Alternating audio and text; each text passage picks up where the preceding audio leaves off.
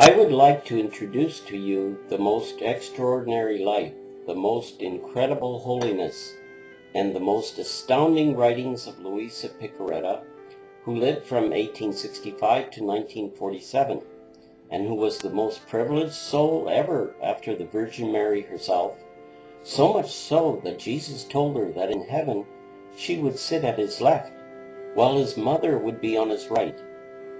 She lived an exalted state of union with God, unbelievably higher than what spiritual writers call the spiritual marriage. This most sublime relationship with God, in which the person's will is fused with that of God's, is called the gift of the divine will. As revealed in the 36 volumes dictated to her by Jesus, we learn that it was the most important of all the preternatural gifts given to Adam and Eve in the Garden of Paradise. This gift consists of the Blessed Trinity taking possession of the will and soul of the most fortunate creature, so that all its life and actions are animated by God directly, and thus all its thoughts, actions, desires, prayers become divine.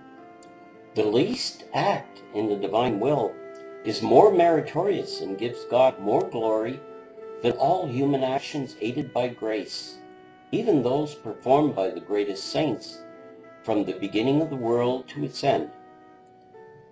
Luisa was a mystic and victim soul who was confined to her bed with an illness that no doctor could identify, and who lived only on the Eucharist and the divine will for 64 years.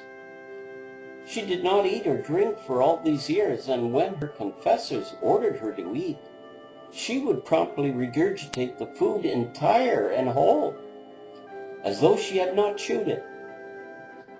Jesus also gave her the gift of his 5 holy wounds, though at her insistence it was never visible. She was confided with the greatest mission on earth since Jesus and our Blessed Mother, that is, to herald the kingdom of the divine will on earth, a new era in which man will live a life of divine holiness as God had originally planned.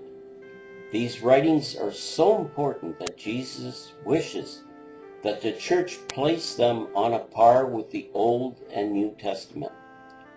Luisa's cause for beatification was opened by Rome in 1994.